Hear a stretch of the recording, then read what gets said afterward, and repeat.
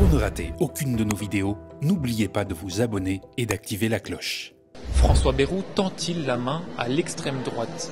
Interrogé lundi soir sur la question migratoire, le Premier ministre a jugé, je cite, que la France approche un sentiment de submersion en matière d'immigration.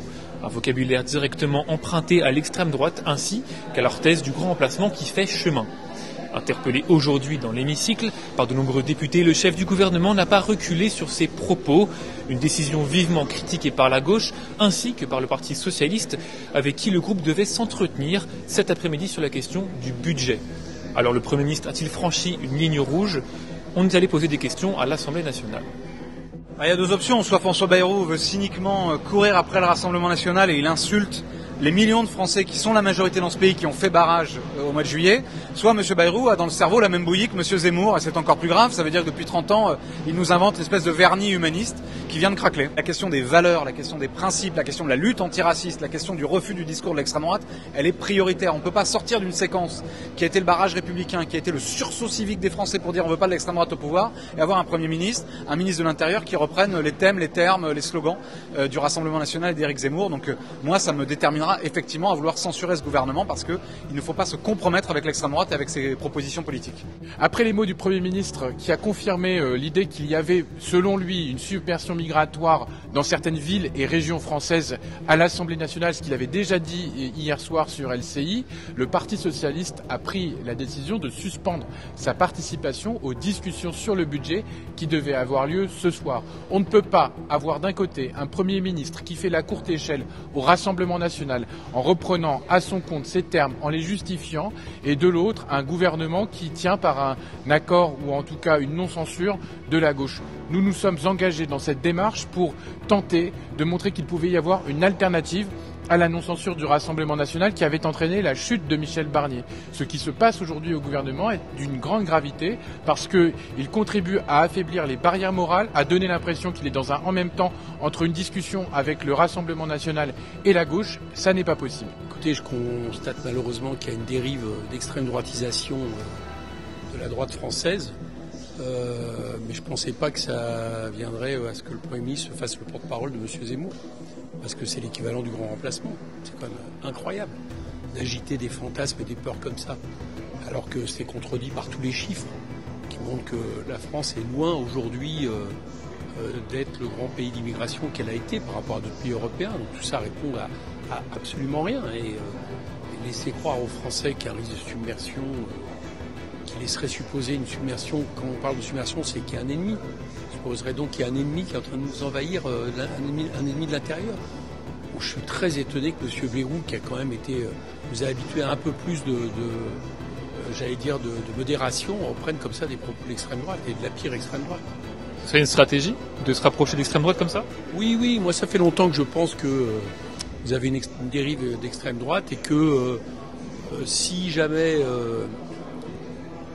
le gouvernement n'était pas censuré là, la suite de l'histoire s'écrirait avec M. Retailleau en ministre de pointe et sur des mesures toujours plus identitaires, discriminatoires, racistes. Voilà, que je pense que la dérive du macronisme, tout comme on a vu une dérive de dirigeants néolibéraux dans le monde. Je pense à Orban, je pense à même à M. Trump à l'origine. Donc tout ça c'est malheureusement une évolution mondiale et là je suis quand même frappé que ça passe aussi par M. Bayrou. Maintenant, pour revenir sur le sujet de l'immigration, est-ce qu'on peut et on a le droit de parler d'immigration? Oui. Est-ce qu'on doit faire attention aux mots qu'on emploie? Bien évidemment. Mais je pense que depuis un certain nombre d'années maintenant, quand nous parlons d'immigration, nous sommes pris en tenaille entre des postures et des fantasmes. Ici, plus que jamais, nous devons pouvoir nuancer notre propos pour mieux l'adresser. Rappeler qu'il y a une immigration illégale qu'il n'est pas question de contrôler, mais bien de combattre, et une immigration légale qu'il faut pouvoir contrôler et encadrer. Et d'ailleurs, c'est dans ce cadre-là que nous, dans le cadre d'Ensemble pour la République, nous avons mis en place des groupes de travail.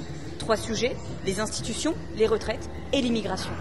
Nous voulons sortir des postures pour enfin adresser ce sujet comme nous devons le faire en tant que responsable politique. Est-ce qu'il y a un problème sur l'immigration illégale bien plus important à Mayotte qu'ailleurs sur le territoire national?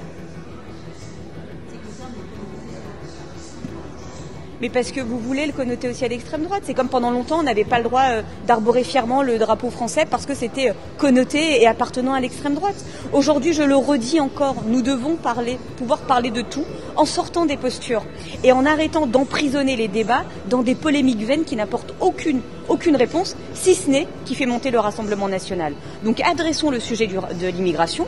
Nous le faisons au sein d'Ensemble pour la République au travail d'un groupe de travail dont les conclusions vont être apportées d'ici quelques semaines. Nous sortons des postures, nous avons des auditions et nous allons avoir des propositions extrêmement claires pour lutter contre l'immigration illégale et contrôler l'immigration légale. Il a menti en expliquant qu'il répondait à une question sur Mayotte, ce n'était pas le cas. Il a menti aux Français en expliquant que cela décrivait une réalité et nous sommes extrêmement inquiets de voir dans ces mots la rhétorique de l'extrême droite. La vérité, c'est qu'un homme politique de premier plan a décidé de reprendre les mots de l'extrême droite. La vérité, c'est qu'il forme l'opinion et non qu'il la subit parce que peut-être qu'au fond de lui-même est terrorisé. Peu m'importe. C'est un Premier ministre. C'est un Premier ministre qui est élu d'un front et d'un barrage à l'extrême droite et qui reprend ces mots. C'est insupportable. Et la vérité, c'est que toutes les études de recherche, pas les sondages à 1000 personnes sur BFM ou tapés sur Twitter, les recherches scientifiques démontrent que la tolérance ne fait qu'augmenter en France. Et ça, ils refusent de le voir parce que politiquement, ça ne les sert pas.